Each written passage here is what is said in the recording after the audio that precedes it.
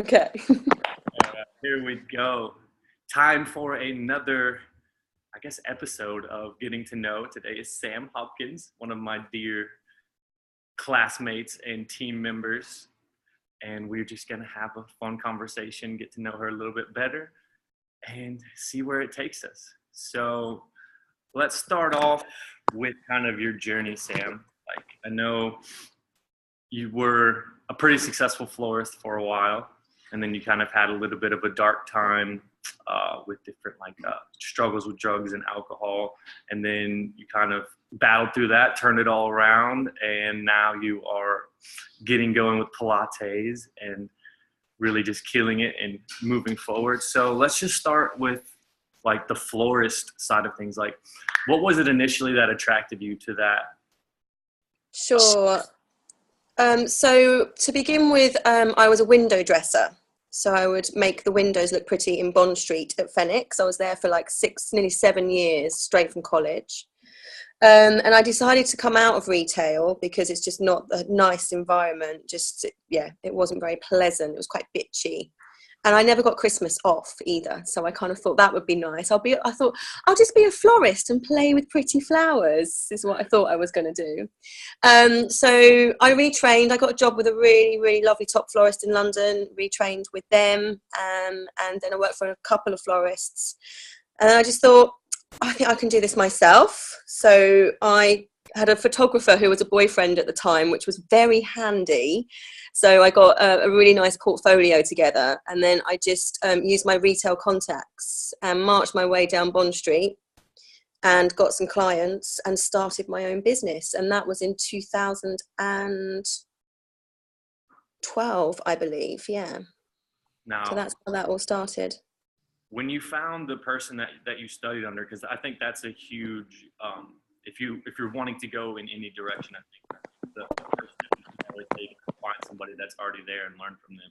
So was that like something you intentionally searched out, or was it just kind of happenstance? Like, how did you meet that person? Yeah, it was really interesting actually. It wasn't an intentional thing. I literally saw an ad in the Evening Standard, designer florist looking for a florist with visual merchandising background, which is what I'd been doing.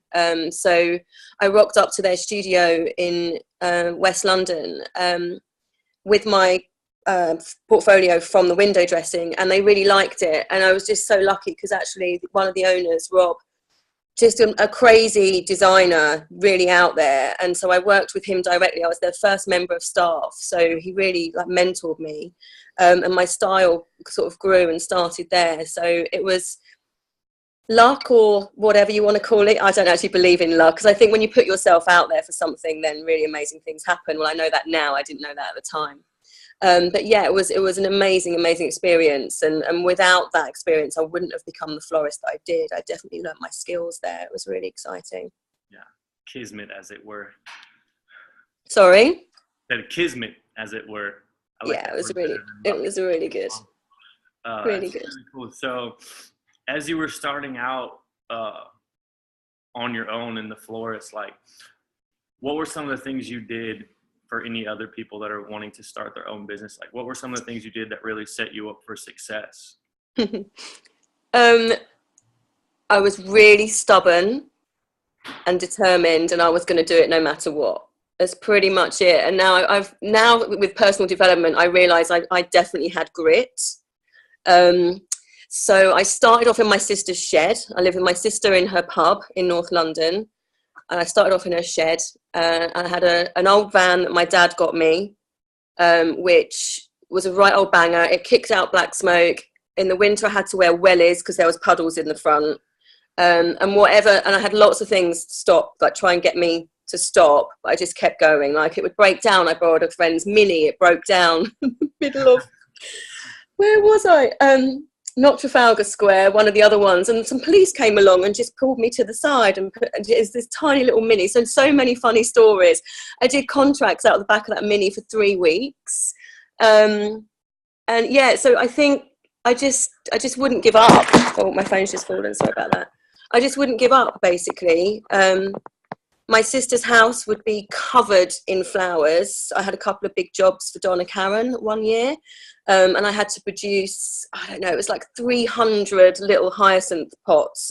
They were just everywhere, all over the house, and just deliver them into town. So yeah, I think grit and just pure enjoyment. I just loved what I was doing at the time. It was really creative, and yeah, so, and there was a fun element to it as well. Yeah, I think, do you think that that creativeness, that fun element really helped with the determination? There's no way I would have done it if I didn't love what I was doing, for sure. You have to love it to get your ass out of bed at 2 a.m. on a Monday morning. You've got to love what you're doing. Definitely. For sure. I definitely feel the same way. My ADHD brain does not allow me to stay with things I do not enjoy very much for very long. Yeah, absolutely. And I don't know, I can really focus, like when I'm really into something, I'm totally focused on it. So actually, for the whole time that I did the floristry, everything else was by the side. I was just super focused on what I was doing. So yeah, I think that was a necessary part of it as well. Excellent. So you're an up and coming florist. You're starting to get big. At what point was it that really things started to shift and you started to get into that more of a dark place where you're relying on basically self-destructive behaviors to get you through? Interesting. I think they've always been there. I was definitely alcohol dependent to different levels throughout my life since my early teens. I went through some hard stuff around 2006. My business partner, things didn't work out, and she left. And it was really tough financially, really tough on every level, actually. And then I eventually paid her off and got all that sorted. And then 2008, the recession hit, and I actually went into a liquidation. So I had to close everything down, which was probably one of the worst moments. But I managed, and I probably did hit the bottle quite a lot. And at that time, I was taking a lot of painkillers for my back as well. So that was quite tough. So it went up and down quite a lot. I pulled through that. I went through another heavy stage of financial difficulty and another business partner that didn't work out. I think I'd learnt my lesson, right? And finally, it all came round, and I got a load of new corporate clients, and then things went really, really hectic. But as they went hectic, it got more stressful, and then I was relying on alcohol a lot more. So probably from 2010, it increased its productivity, and it just got big. I had more staff and more responsibility, but as it got bigger, I relied more heavily on alcohol and drugs at the weekend just to escape the craziness of the week. So yeah, I think that's how that went. Do you think that like that stubbornness, that determinedness kind of maybe played into that a little bit in the earlier times, like played into you just went so hard that you had to go just as hard to unwind? Yeah, possibly. And I think there was many times that I should have just stopped. I should have gone like, do you know what? There's so much hard. This is so hard. Just stop. And I wouldn't let it go. I was like, no, I can do this. I'm doing it. I failed at school. I failed at college. I'm not failing at this. And that's what, yeah. And it was very detrimental. Yeah. It was just doing whatever you could to get through. Yeah, which absolutely. Which is a good thing when applied properly. Yeah.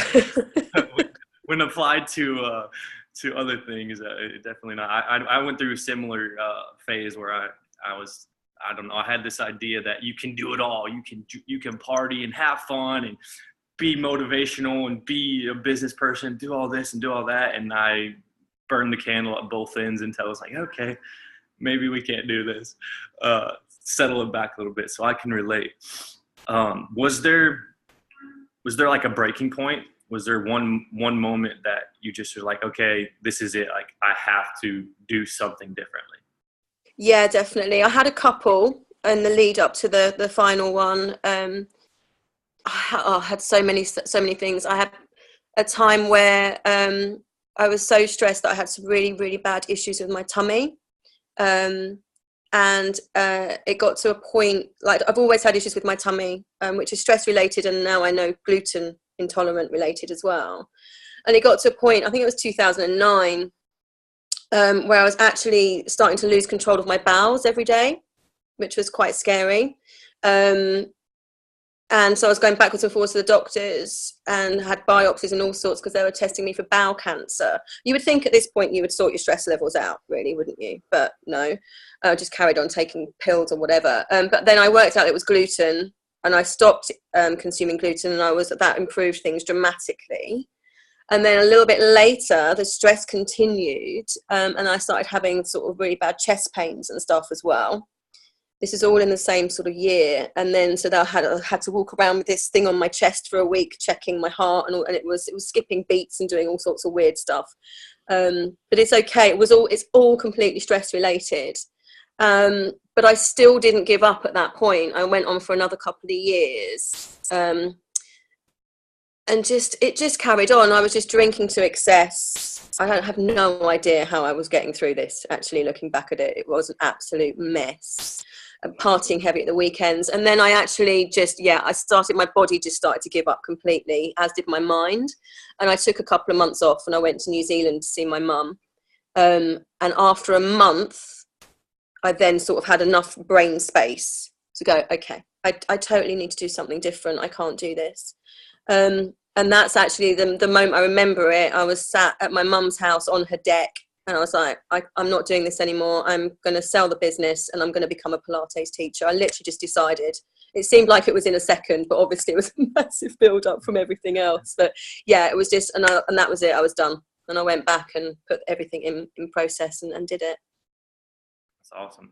I love that kind of just, it almost feels like it's right when those moments happen. Like you just have that epiphany of, wow, I'm supposed to be doing something else. Like I kind of just went through that with writing that I kind of told you about a little bit. Like it was like one day I started writing and it's like, man, I really enjoy this writing. And I watched that documentary called City of Gold on Netflix about, I believe his name's Jonathan Gold. He's a food critic. And it was just like talking about how influential he was and how he basically went to these mom and pop restaurants and nobody had ever heard of, hole in the wall, little places in LA. And he would just write about them in such a way that you would understand it. One of the chefs even gets on. He's like, he understood me so much that he understood things that nobody else understood. He understood my inspiration for this, where it came from. And he's just talking about it. It's like, man, that's really cool. Like if I could, that's kind of what I want to do anyways, is like meet people and get to know them, that empathy. But if I could write about it in such a way that influences others, that'd be awesome. And I'd already been like doing stream of consciousness. Like, man, it's like, I think I want to do some writing. And it just like, as soon as I made that decision, and I've been writing every single day since, like at least 500 plus words a day. And it's just like, I feel like at ease. Like I feel this strange sense of confidence and just like, okay, this is the right direction. And that's something that I've never really had. I've always gone all over. And the beautiful thing is I can still go all over because this fits into everything. So it's like, wow, I found it. So I can relate to that. We shall see where it takes us. Yeah. So Pilates, what was it that drew you to that? Was there any specific thing? Yeah, absolutely. So with the back injury and all the stuff and all the anti-inflammatories and painkillers and everything I was taking, I was in physio for a couple of years, which just kept me going enough to be able to carry on.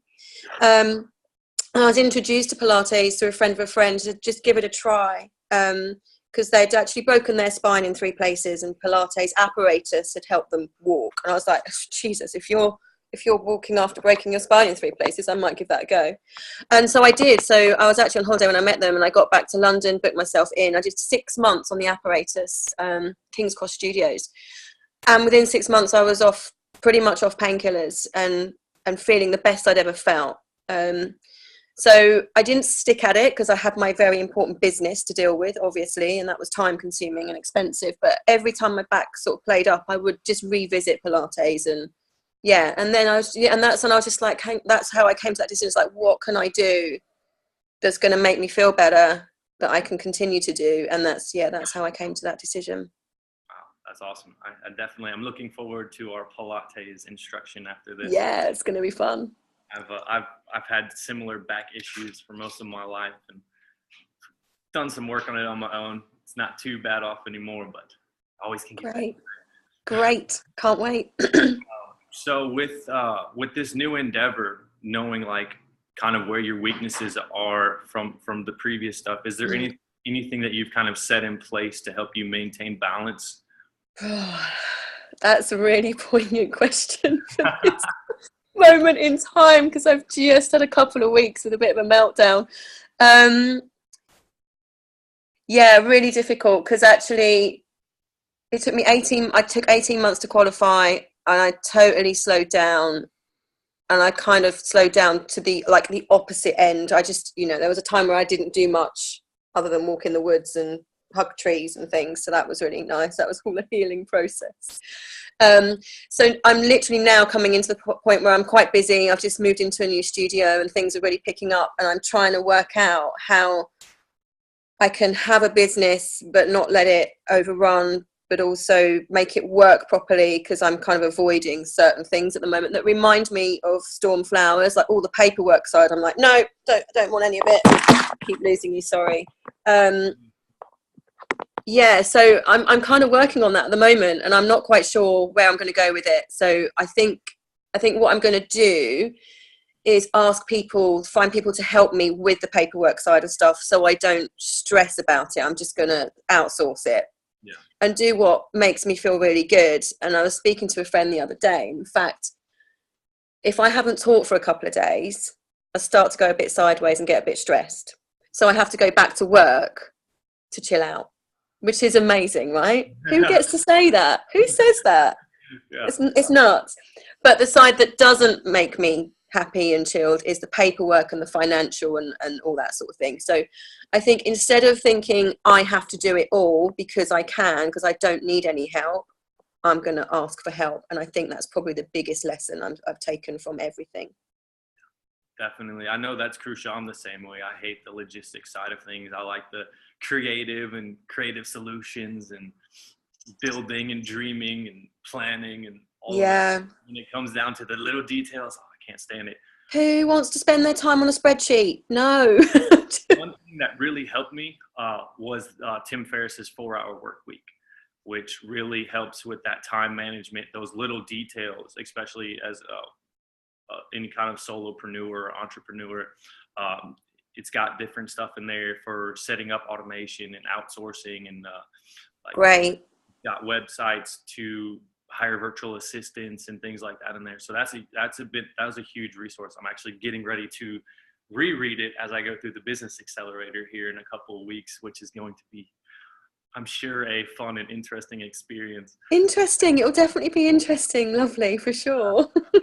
I'm getting ready. I'm kind of in the walking in the woods, coming out of the walking in the woods, hugging trees phase, except for I'm walking through the city and letting my thoughts run wild. But do you think that was speaking of the walking through the woods phase, do you think that was something that really helped you kind of prepare for the next? Yeah, I definitely see that whole period. I mean, I think it was probably maybe 2 years in total. So yeah, definitely. I can go into more detail about that if you like. Yeah. It was quite, there was a couple of things that happened. So I separated from my partner and took a 2-month around the world trip. And when I got back, I then passed my Pilates exams.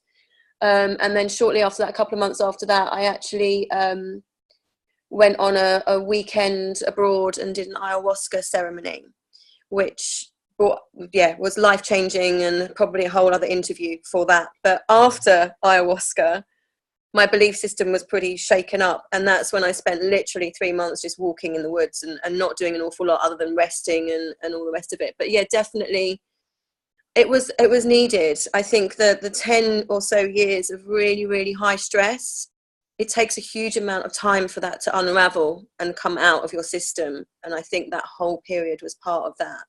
Yeah. And it's just taken me a little while to get going again. I think I'm kind of there, but I think I'm really aware and also like definitely don't want to go back to that place where I was.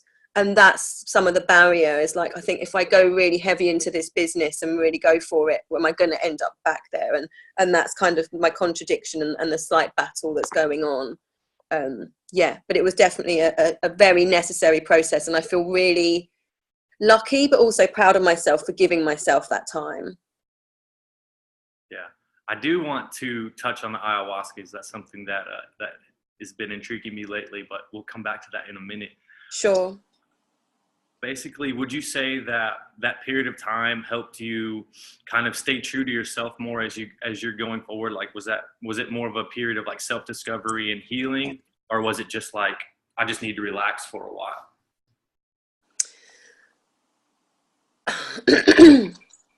I see it as both. It was definitely self-discovery and healing, and finding out what my core values are. I did loads of different things. I did a 10-week mindfulness course at the Buddhist center, which drove me absolutely nuts. And I found patience for the first time. I was like, this isn't very nice.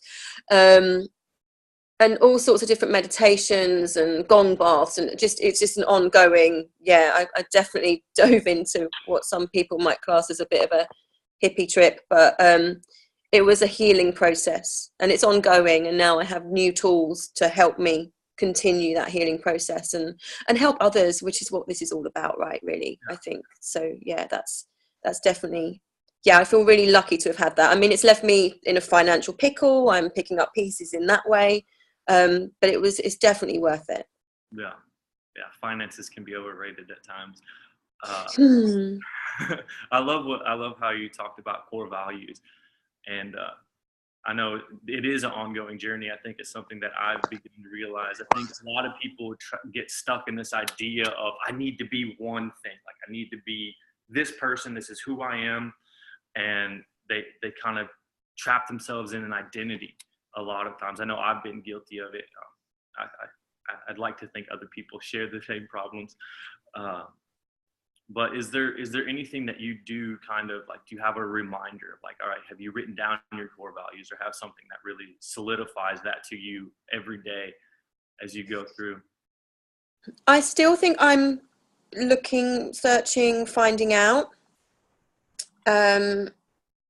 about my actual core values. I know, actually, that's a really interesting idea. I don't actually have them written down. I've got a really good idea of kind of what they are. I do affirmations every day, but they change depending on what I feel I need at the time.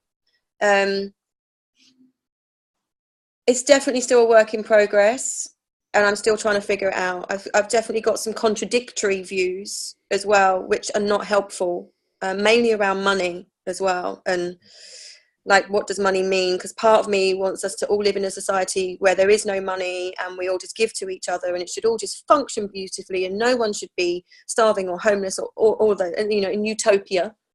And then the other side is, if I earn loads of money, the more people I can help, more people. And I haven't quite got them together yet. I don't know quite how to balance them. So, but yeah, no, it's something that I do. I sit quietly now and come back to my center, but I haven't actually written a list of my core values. I'm going to do that. Thank you. It's going to make me think about that. Oh, another little job to do. Yay. Always fun. I like the contradiction. I can relate. I definitely have the same feelings with money. It's something I've been going through personally myself lately, especially going into starting a business, which is really something I put off because like I don't care about money. Like I don't want to make a lot. I don't want that problem. Having a lot of money is a big problem. It's like life's just simpler if I could just be poor all the time and be happy. But yeah. I think I've come to realize contradiction is actually a good thing. I think having contradiction in our minds, Albert Einstein talks about it. It's like the more contradictions a person can hold in their mind is the true sign of intelligence, because it's just like the yin and the yang, the two sides of the coin. And with money, I've kind of, the best way I've been able to resolve it, one is through stoicism, like reading Seneca. And he talks about basically Seneca was one of the richest people of his time, but he had things in place that would remind him where he came from. He would a lot of stoics would go out and just live on the street for a day or two and pretend to be a pauper, or they reminded themselves of those things.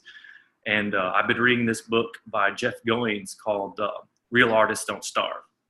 And he addresses that as well. It's like you have to, essentially he says, the starving artist makes art for the sake of art, and they make art to make money. But the thriving artist makes money to make art. You have that freedom. And then there's a quote from Pablo Picasso in there, and he said his ambition was to live like a pauper, but have plenty of money. I was like, that's it. That's perfect. Like, I can have all the money in the world, but I'm just going to live the same way. So yeah, live like, simply. That kind of has really helped me with resolving that. And it's still something that comes into my mind all the time. Like another one for me is like success and fame. Like, in order to have influence, you have to have that. How do you manage those things? Yeah. So that's really, I think it's normal, and I think it's necessary to have those contradictions. So I like that, because I'm quite contradicted in my brain, generally speaking. So I'm happy that that's a good thing. That's my opinion. Yeah, I'm going to take that opinion. That's a good one. Far smarter than me as well. I think it's nice to realize that other successful people are just as flawed and messed up in their minds as I am. But, yeah, awesome. Back to the ayahuasca. Psychedelics is something that's really intrigued me lately. I know I heard this, I can't remember his name now, but he was on Tim Ferriss's podcast, and I'll have to look it up and give it to you. But he wrote an essay called Drugs and the Meaning of Life. And basically, like, the first couple paragraphs he's talking about, he has 2 daughters, and he's like, I hope my daughters do drugs. I know that they will. He's like, I'll tell them to steer away from tobacco. If they smoke weed, I will tell them to do so in moderation. But if they don't do acid and they don't experience psychedelics, I feel like they missed out on a integral part of life and an experience that they should have. And like, listening to that was like the first thing. I was like, damn, like, maybe I should relook at this, because I don't know. I always had an apprehension to it, with the stigma of our times. And then as I've been diving into the different therapeutic things for psychedelics, it's been very interesting. So I haven't done any yet, but ayahuasca is definitely one I would like to do. Yeah. How was that experience? Like, just however brief or long you want to go with it. Okay. It was transformational, for sure. It was one of the most terrifying experiences of my life, but also one of the most beautiful. So it was, contradicted for sure the whole way through. I don't believe I had the tools that I could have done with already. I could have done with a bit more preparation, but actually not having the tools is probably perfect, because it made me really disappear off into whatever world it was for at least 3 months afterwards. And I take that time and rebuild my belief system, basically, because it got completely stripped back. Like, I didn't recognize the world the next day or the few days afterwards. It led me to veganism, for sure, and spirituality on a far deeper level, and also just a really questioning mind now. I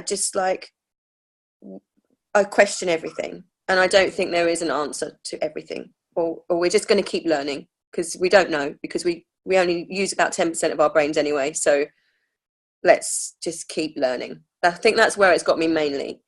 It took me to some really dark places as well. It was a massive healing process with rejection from my childhood, which I'm not going to go in too deeply with tonight, because I'm actually starting to deal with some of this stuff now, and it's very present, and it involves certain people. But I went to the pain of the rejection and abandonment, but I also was then able to, and I don't know if this will make sense, but I went to the pain and the rejection of the person that left. And found an understanding there, which has been really, really powerful, really powerful. And there was some other stuff. I went with an intention of breaking patterns because I just felt like I was repeating.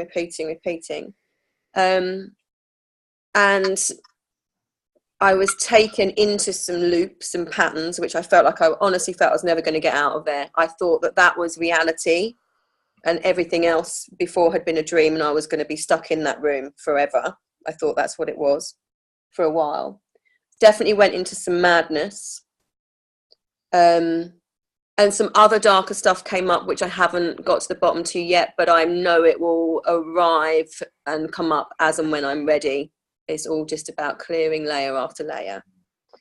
But most importantly, I had a sense of we are all one, we are all connected, and we are all mirrors of each other. So what you see in someone else that upsets you is what upsets you about yourself. What you see in someone else that you love and respect is exactly who you are.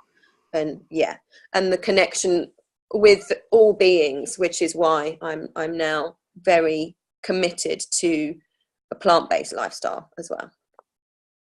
Yeah. I know, I like that you said that, because that was one of the things that he brought about in that essay. He talked about like why it was so good for you in that, like when he had his good trips, it was like touching heaven, and like you had that transcendence experience where you were outside of your mind and you just had that. He talked about how that led him to meditation. Meditation was a far healthier and more sustainable way of going about things, but he never would have truly understood it without having those psychedelic experiences. But then he talks about the bad trips. He's like, and you touch insanity, like you feel that you understand what it's like to be insane, and it gives you this empathy and this understanding of people. Yeah. Would you say that ayahuasca is something that everyone should do, or is it more for like, would you say it's more for certain types of people? I think it would change the world if everyone did. And I think that's something interesting. I think it's a very sacred thing to do. I've got contradictory thoughts about this as well. I would say I would never advise someone to go and do ayahuasca. I would say if you are called to, then you're meant to. And I think it's something that you've got to be called to do. And you will find your way there if you're meant to. That's how I kind of see it, I think. And then the other thing that I'm becoming interested in now is sort of other psychedelics like mushrooms and things like that. And the other thing that also is I'm finding, because I've done quite a few recreational drugs myself, which was actually really useful, I have to say. Like within the ayahuasca experience, I kind of had an understanding of what was happening to my body in a psychedelic way, so it didn't scare me as much as it might scare someone that's never experienced that. But it's completely different. And it's guided, and it's for a reason, and it's for healing. Whereas when you're going to go and get off your tits at the weekend, it's a totally different experience, and it's not about healing, it's about escapism and numbing. So they're totally different things, which I think a lot of people that are anti any of this don't quite grasp and don't quite get. I think that's really important to explain. I've lost where we were. I've gone off on a tangent. Where were we? All right, that's the point of this meandering conversation. Okay, good. Yeah, so would I recommend it? If you're called to it, 100%. But just know what you're going into and have the correct intention behind it for healing. You're not going to have a jolly old time.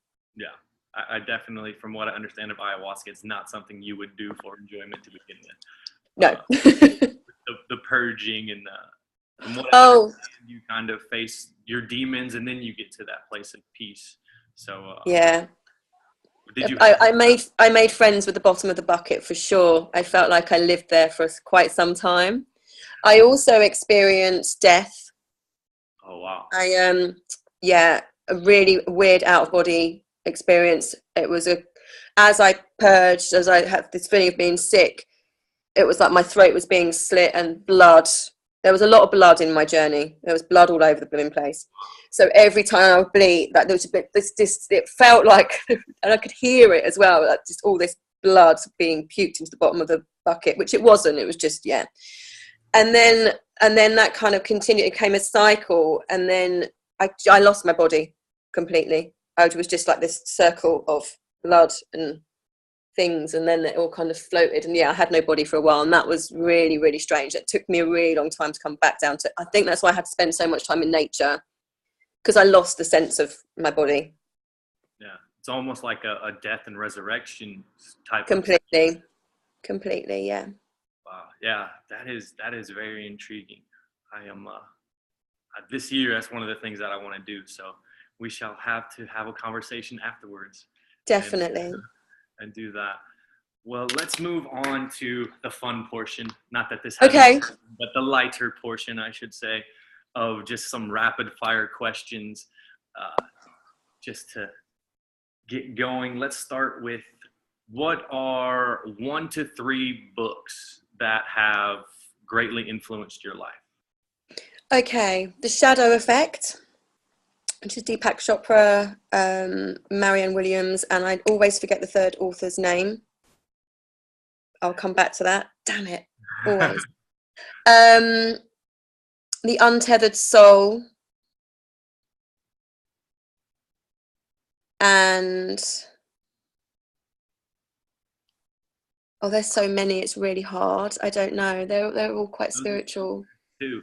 So it's a lot of more the spiritual side of things that has yeah, I do find I overdose on that though, and I have to give myself, like, because I can get a little bit too lost in all of that, and then I have to make myself read or listen to something that's non-spiritual completely, because otherwise I just go off with the fairies far too much. Actually, I'm going to say The Slight Edge. It's one of the first personal development books I read, and it just really helped with that. The little consistent things you do daily will either take you on an upward or a downward, and that I still come back to that. That was a really good one to begin with. I recommend that for anyone that's starting out. Yeah. I haven't read that, but I've definitely been applying that similar principle of just the 1% improvement, or I actually like Tony Robbins. The way he puts it is an update. So you're updating your system. You're getting better and better and better. You're not reworking anything. But I think that is crucial. I think another thing that's helped me in that area is the idea of making it easier. So, like, for instance, if you want to go to the gym and you're like, all right, I'm going to go to the gym for 1 hour every day this week. All right, how about we go to the gym for 20 minutes 3 times this week? Just do less than you think you can do is essentially the takeaway. So that way you set the bar of achievement low enough that you're getting it done, and you can get that ball rolling and pick up steam. And that's absolutely.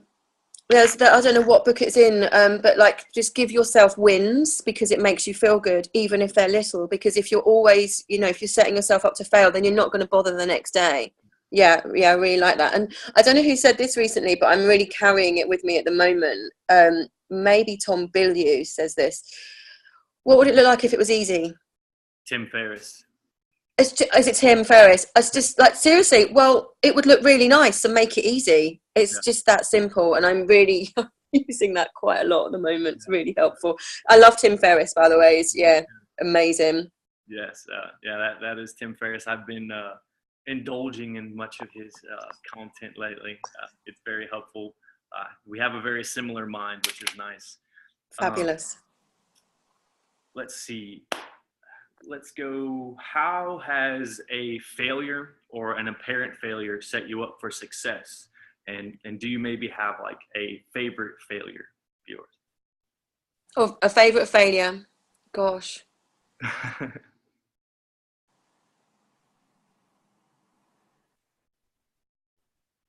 I can't think. A failure that set me up for, well, they all set you up for success, because as long as you learn from them. Yeah. If you don't, then, and actually if you don't, they just repeat. So I'm going to go with, I don't feel like I'm successful at this right now, but I'm going to go with, every financial fuck up is going to lead me to huge success, because I'm learning a very, very tough lesson. So by the time I've learnt it, I'll know an awful lot, and I'm going to be hugely wealthy and successful and be able to help as many people as I really truly want to. So I'm going to go with that. What would you say has been your biggest financial fuck up so far? Oh, good God.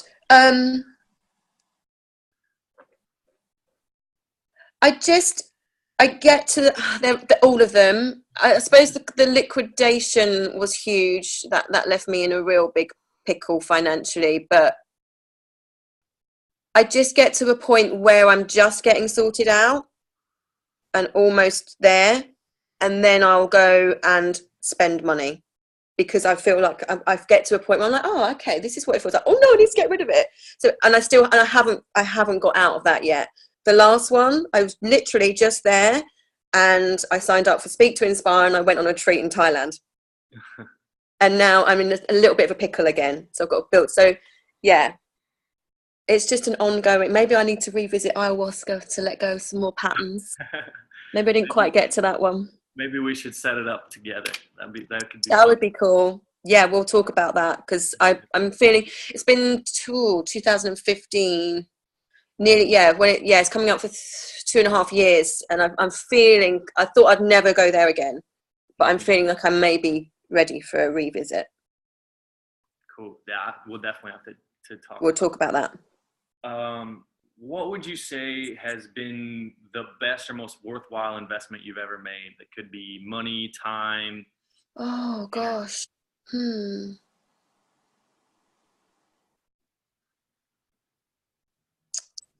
Time-wise, allowing myself that year of healing, which cost me money as well, definitely put me in a financial state, but it was so necessary. Best investment, Pilates course.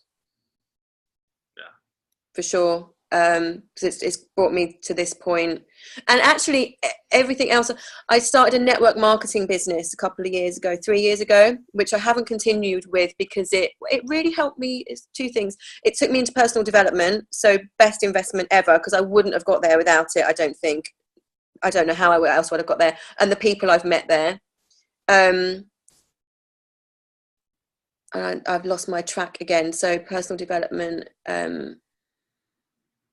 And just, yeah, I spent quite a bit of money on that because, yeah, and it also taught me that I'm not a fan of mass consumerism, which is why I couldn't continue with it. So that's been a really huge lesson for me. I don't want to sell lots of products. We don't need them.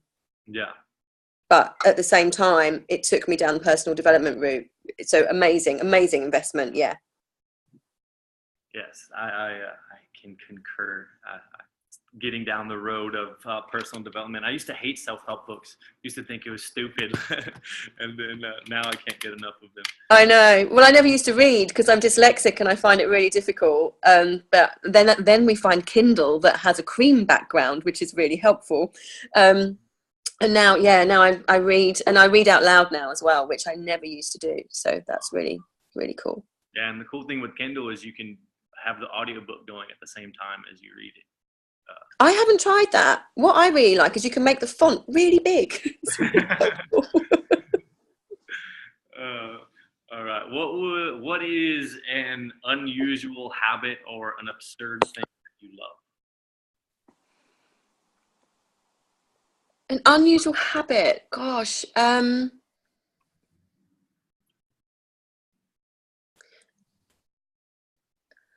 I don't know if it's that absurd. I'm sure people are a fan of this. I really like cold baked beans. Really? And I eat them out of the tin. So that's pretty. I don't know if it's so much as of a habit, more of an OCD type thing, but things need to be quite straight. The fact that my phone is wonky is not making me very happy right now. And the more tired I am, the more straight things have to be. So I don't know if that's a habit as much. Oh gosh, we kind of need some of my friends on to talk about this because I'm sure there's some really, really interesting ones. If I'm talking to someone pointed this out to me a little while ago, and I don't like what they're saying, because I like to sit back and listen and think about my answers before I jump in, because I used to be quite a gobby bitch actually, and I've sort of changed that. But my friend can tell, because I kind of turn my head like a dog, apparently. So when I'm really upset, or I'm not liking it, or I'm feeling a little bit like, I kind of she can spot it from the other side of the room, and if it goes more one way, and then she knows that she needs to come over and maybe interrupt. So that's something, that's something that I do. That's useful. It's really useful. Yeah, so now you know. If you see me taking my head to one side, like, hang on, she's going to go in a minute. Oh, that's fantastic. All right, let's just do a couple more. In the past 5 years, what's one belief, behavior, or habit that has most improved your life?